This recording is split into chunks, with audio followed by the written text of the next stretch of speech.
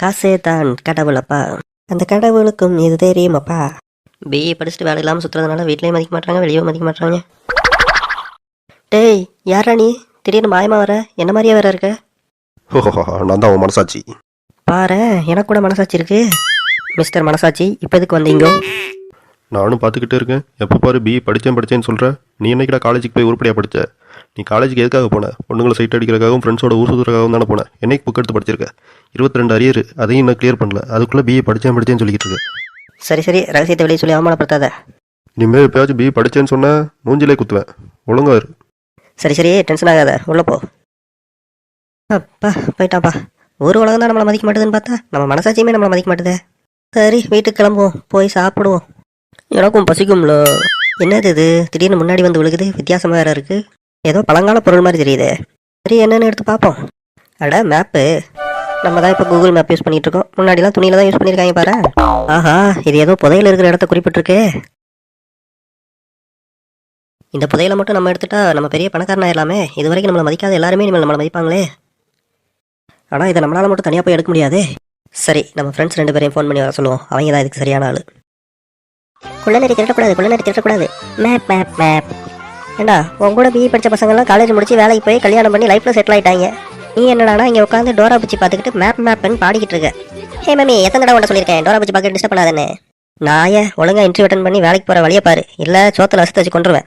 ஏ mummy, எதுக்கு ரசத்தை வைக்கிற? நீ வைக்கிற ரசமே ரசமாக தான் இருக்கும். நாயை என் சமையலே கிண்டல் பண்ணுறியா? இன்னைக்கு உங்கள் அப்பா வரட்டும், இன்னைக்கு இதுக்கு 2ல் ஒரு முடிவு பண்ணிடுவோம். ஓகே, அதை டாடி வரவும் பார்த்துக்கலாம். இப்போ கிளம்பே.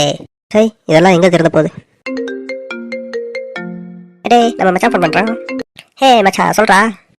டேய் மச்சான், இன்னைக்கு ரொம்ப போர் அடிக்குன்னு சொல்லி பீச் பக்கம் வாக்கிங் போகலான்னு வந்தேன்டா. நடந்து போய்கிட்டு இருக்கல, வழியில் மினுமினு தெரிஞ்சதுடா. என்னன்னு எடுத்து பார்த்தா புதையலை காட்டுற மேப்டா. என்னடா உளறே, இந்த காலத்தில் எதிராக புதையல்? உன்னை யாரோ பிளான் பண்ணுறாங்க நினைக்கிறேன் மச்சான். சுற்றி பாரு, எவ்வளோ கேமரா வச்சிருப்பா. இல்லை மச்சான், என்னை சுற்றி இங்கே யாருமே இல்லை. நான் மட்டும்தான் தனியாக இருக்கேன். இந்த மேப்பை பார்த்தா ஒரிஜினல் மாதிரி தான் தெரியுது. என்ன சொல்கிறேன், உண்மையிலே மேப்பா? புதையல் இருக்கிற மேப்பா? நம்ப முடியலையே. நீ ஒன்று பண்ணு, நம்ம ஃப்ரெண்டு ரவிக்கும் ஃபோன் பண்ணி அவன் எங்கே இருக்கான்னு கேளு. அவனை கேட்டு நம்ம டீ கடைக்கு வர சொல்லிடு. எல்லாம் அங்கே மீட் பண்ணி ஃபர்தராக டிஸ்கஸ் பண்ணுவோம். சரி, ஓகே. அப்போ நம்ம ஃப்ரெண்டு மச்சான் ரவிக்கும் ஃபோன் பண்ணி அவனையும் வர சொல்லிடலாம். Hi, hello friends, welcome to ரெவி vlogs. நம்ம இன்னைக்கு எங்கே வந்திருக்கோம் பார்த்தீங்கன்னா, நம்ம திருமுக்கில் இருக்க டீ கடைக்கு தான் வந்திருக்கோம். இந்த டீ கடையில் மட்டும்தான் பால், சக்கரை, டீ தூள் எல்லாம் சேர்த்து உங்களுக்கு டீ போட்டு தருவாங்க. நீங்கள் வேறு எங்கே தேனாலும் இந்த மாதிரி டீ போட்டு உங்களுக்கு தர மாட்டாங்க. வாங்க, நம்ம இப்போ டீ கடை கரெக்டாக போய் எப்படி டீ போடுறாருன்னு கேட்டு தெரிஞ்சுக்கலாம். சொல்லுங்க அண்ணாச்சி, உங்கள் கடையில் மட்டும் டீ இவ்வளோ டேஸ்ட்டாக இருக்குது, காரணம் என்ன? இல்லை சத்த பையில பழைய பக்கி கொடுக்காம கடை பக்கம் வரக்கூடாதுன்னு சொல்லியிருக்கோம்ல. அண்ணாச்சி ப்ளீஸ் அண்ணாச்சி, வீடியோ போடுறது கண்டென்ட் எதுவும் இல்லை அண்ணாச்சி, கொஞ்சம் கோஆப்ரேட் பண்ண அண்ணாச்சி. பழைய பாக்கி நாளைக்கு கொடுத்துறேன் அண்ணாச்சி. இப்போ போறியா இல்லை மூஞ்சில சுடு நீ ஊற்றவா? ஓகே காய்ஸ், அண்ணாச்சி இப்போ பிஸியாக டீ போட்டுக்கிட்டு இருக்கிறதுனால அவரால் நம்ம விளாக்ல பார்ட்டிசிபேட் பண்ண முடியல. நம்ம இன்னொரு நாள் சந்திப்போம். அதுவரை உங்களிருந்து விடைபெறுவது உங்கள் ரெவி. அடா, நம்ம பால்வாடி ஃபோன் பண்ணுது. சொல்லுடா பால்வாடி பாலா, என்ன டோரா பூச்சி பார்த்துட்டு இருக்கியா? ஏய், நான் டோரா பூச்சி பார்க்கறது இருக்கட்டும். நீ இப்போ இந்த கடைக்கு முன்னாடி கேமரா ஆன் பண்ணி அடி வாங்கிட்டு இருக்கே. அட, பயப்புல கரெக்டாக கண்டுபிடிச்சிட்டானே. இல்லை மச்சான், நான் இப்போ ஒரு இம்பார்ட்டன்ட் பிஸ்னஸ் மீட்டிங்கில் இருந்தேன். இப்போ நீ ஃபோன் பண்ணதுனால மட்டும் தான் எடுத்தேன். வேற யாராச்சும் ஃபோன் பண்ணி எடுத்துக்க மாட்டேன். சரி, உன் பிஸ்னஸ் மீட்டிங்லாம் எங்களுக்கு தெரியும். எந்த டீ கடையில் உட்காந்துட்டு இருக்கே சொல்லு. வேறங்க, நம்ம திருமுக்கில் உள்ள டீ கடை தான். சரி, இப்போ லைனில் நம்ம நந்தாவும் இருக்கான். அவனுக்கு ஏதோ புயல் மேப் கிடச்சிருக்கான். அதை பற்றி பேசுறதுக்கு நம்மளாம் மீட் பண்ணோம். நீ அதே டீ கடையில் இரு, நாங்கள் 2 பேரும் கொஞ்சம் நேரத்தில் வரோம். சரிடா மச்சான், ஆனால் வரும்போது ஒரு 150 ரூபா காசு எடுத்துட்டு வாங்கடா. பழைய பைக்கை கொடுக்கல, டீ கடை ரொம்ப அவமானப்படுத்துறா மச்சான்.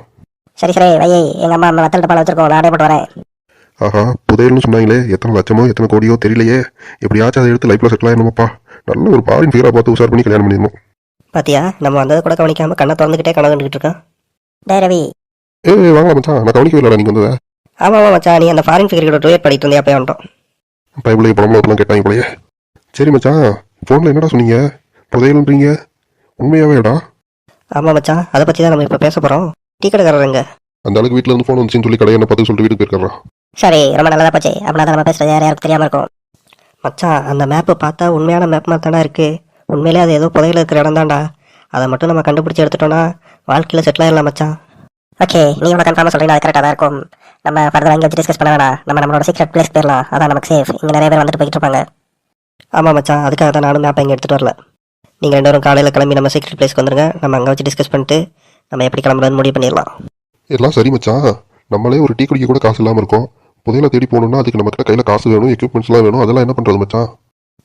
எக்யூப்மெண்ட்ஸ் எல்லாமே நான் பார்த்துக்கிறேன் மச்சான். அமௌண்ட் நான் எங்கள் பாட்டை லூஸாக பண்ணிட்டு வந்துடுறேன். அப்போ மச்சான் ரவி, நீ தான் வந்துட்டு வண்டி அரேஞ்ச் பண்ணணும். ஏதாச்சும் ஒரு நல்ல வண்டி அரேஞ்ச் பண்ணி வச்சிரு. வண்டியா? சரி மச்சான், நான் அரேஞ்ச் பண்ணிடுறேன். ஓகேடா மச்சான், அப்ப நம்மளோட புதையல் வேட்டை ஸ்டார்ட் ஆயிருச்சு. புதையல் வேட்டை பணக்காரனாகிறோம்.